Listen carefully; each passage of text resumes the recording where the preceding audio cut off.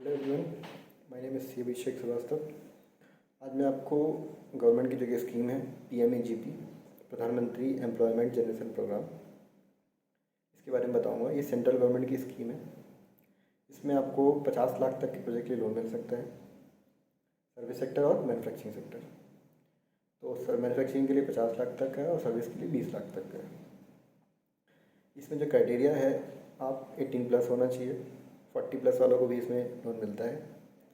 Plus इसमें आपको जो सब्सिडी मिलती है वो, अगर आप जनरल कैटेगरी के मैन हो और अर्बन एरिया में प्रोजेक्ट लगा रहे हो तो 15% है, और जनरल कैटेगरी के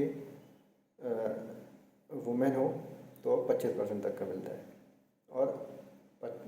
और अगर SC ST OBC है, अर्बन के लिए 25% है और रूरल के लिए 35% है। इसी तरह अगर वोमेन है तो अर्बन के लिए 25% है और रूरल के लिए 35% है। मतलब वोमेन और SC ST को हमेशा 10 से 15% की सब्सिडी ज़्यादा मिलनी है। तो मैं SC ST अर्बन 25%, रूरल 35%, ये हो गया। और मैन जनरल अर्बन तो 15% और रूरल तो 25%। ठीक है, ये सबसे इम्पोर्टेंट चीज़ है।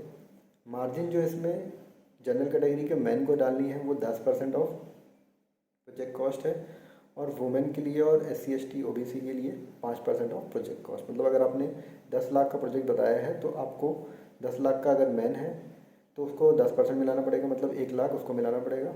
और वुमेन है और special category general special category जैसे OBC SC ST, तो इनको 5% मिलाना पड़ेगा, मतलब 50,000। 1 लाख 10 लाख का प्रोजेक्ट है तो ठीक है। तो इसमें आपको करना क्या होता है कि आपको 10 लाख तक के प्रोजेक्ट के लिए जो उद्योग विभाग के थ्रू रिपोर्ट, पहले आपको सारे डॉक्यूमेंट रेडी करने पड़ते हैं।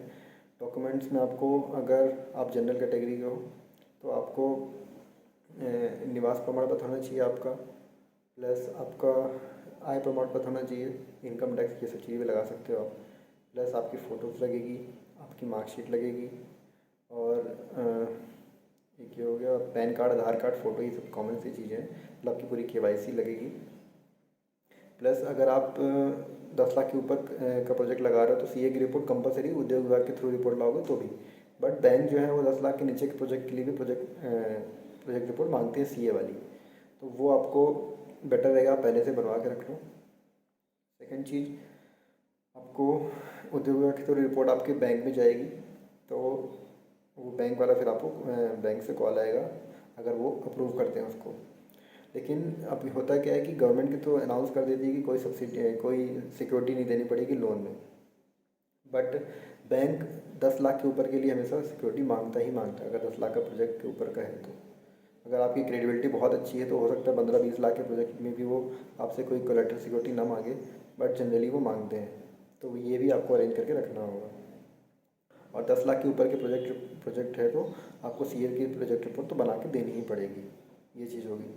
फिर जब वो आपकी रिपोर्ट वहाँ से उद्योग विभाग से बैंक पहुँच जाएगी तो बैंक में आपको बाकी जो डॉक्यूमेंट्स और बैंक मांगेगा वो आपको प्रोवाइड करना पड़ेगा।